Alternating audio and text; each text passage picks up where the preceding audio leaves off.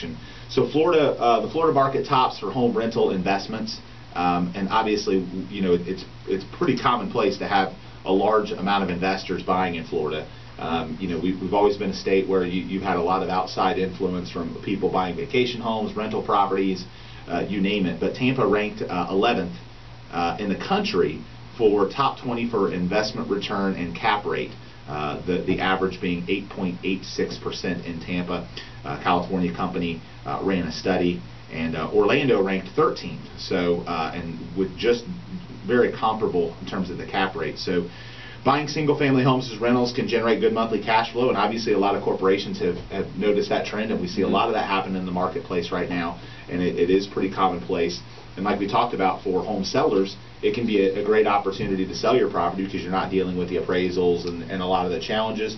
For home buyers, you're competing with it. You've got to be prepared that if you're buying a 3-bedroom, 2-bath, 1,500 square foot home in Brandon that's listed for $130,000, you're probably going to be competing with hedge funds and large corporations, and you know, you're going to have to make a really strong offer. So certainly something that's unique about our market, because obviously that's not going on in every place around the country.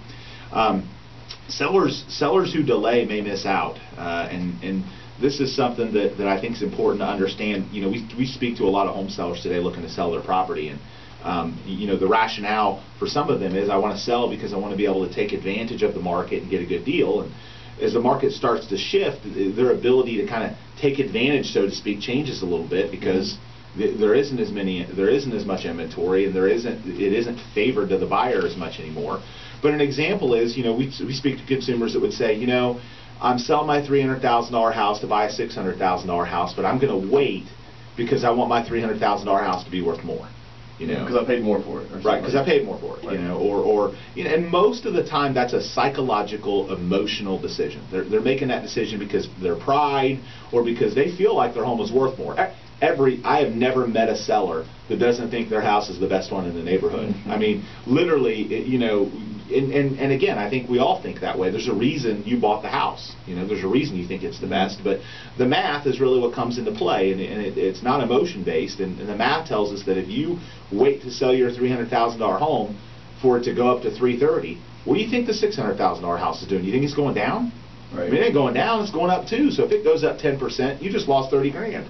Yeah. You know, and so the key to understanding like how to take advantage of this market is not to wait, because waiting to get you more out of your house is just going to cost you more on the buy, especially when interest rates last 6 months they're up. Well, we see this all the time, where someone has the capability of selling their home and generating a 10 or 20% down payment to put down the new home, but because they want to retain the old home because they think they can hold off and sell it for more, they end up doing a low down payment loan on the new one, which adds mortgage insurance, has more borrowing costs, and when you look at all the numbers and run it all out at the end of the day, a lot of times it doesn't necessarily make sense to do it that way.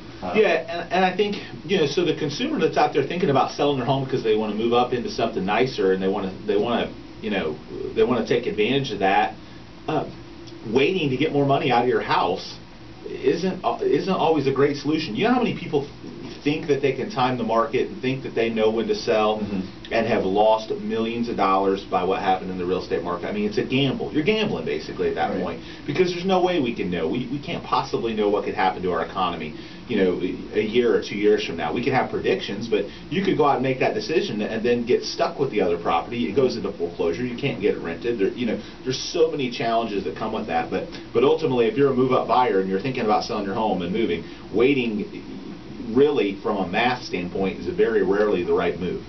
Yeah, and you got to look at it too, not just from the math of it, but just from the, you know, the personal part of it. I mean, do you want to live in a fashion to where on any given month you might be fully responsible for not only the house payment on the rental, but also for the repairs in the rental because your tenant left you, you know, and have all that just at any given moment, that phone call of boom, you know, welcome to a $4,000 bill this month.